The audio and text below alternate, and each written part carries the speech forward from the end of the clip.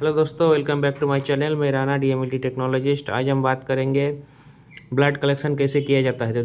तो देखिए, हम लोग के पास एक टेस्ट आया है सीबीसी यूरिया क्रिएटिनिन का। तो ब्लड कलेक्शन के लिए सबसे पहले जो चीज़ों का रिक्वायरमेंट है वो हम ले लेंगे। पहले नंबर पे है सिरिंज, दूसरे नंबर पे है ब्लड कलेक्शन ट्यूब।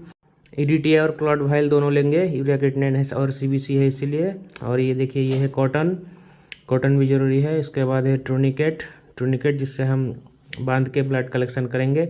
और इसके बाद है मार्कर पेन जिससे हम पेशेंट का नाम लिखेंगे। और लास्ट में है डॉक्टर स्पीड। ठीक है, चलिए शुरू करते हैं। सबसे पहले पेशेंट को रिलैक्स फील कराएंगे और रिलैक्स होकर बिठाएंगे। उसके बाद देखेंगे कौन सा हाथ में वेन दिखाई दे रहा है ज़्यादा।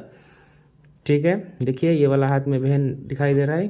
तो सबसे पहले कॉटन में डॉक्टर स्पीड लगा लेंगे साफ करने के लिए।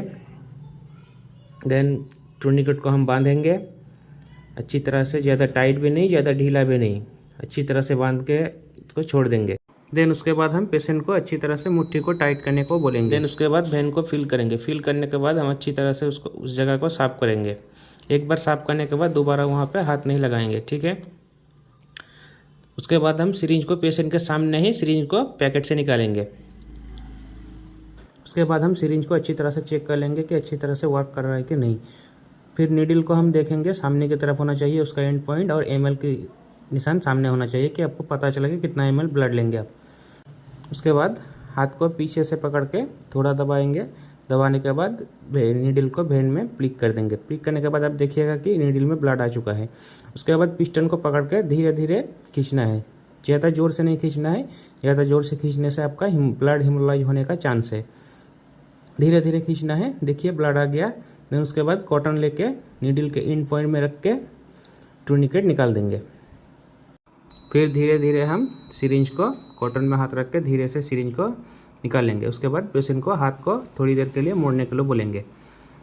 देखिए ब्लड आ गया। ब्लड सैंपल को हम वाइल में डाल देते हैं। देखिए ईडीटी वाइल में, ये ईडीटी वाइल में डालेंगे 2 ml, लगभग 2 ml तक ये डाल दिए। उसके बाद हम इसको रख देंगे। ब्लड सैंपल को हमेशा खड़ा करके रखेंगे। देखिए उसके बाद क्लॉट वाइल में हम यूरिया क्रिएटिनिन के लिए क्लॉट वाइल में ले लेंगे। क्लॉट वाइल में लेने के बाद उसमें हम पेशेंट का नाम लिख देंगे। पेशेंट का जो भी नाम है वो हम यहाँ पे मार्कर पेन की मदद से लिख देंगे वाइल में। ये था आपका ब्लड कलेक्शन का पूरा प्रोसेस। तो ठीक है दोस्तों, आज के लिए इतना।